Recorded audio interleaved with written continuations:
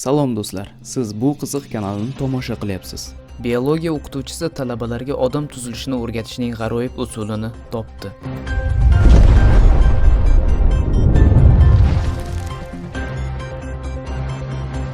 Niderlandiya maktablaridan birida biologiya fanidan saboq beruvchi Debbie Herkins talabalarga mazkur fandan o'tiladigan mavzularni esda qoldirishning a'lo darajadagi usulini o'ylab topdi.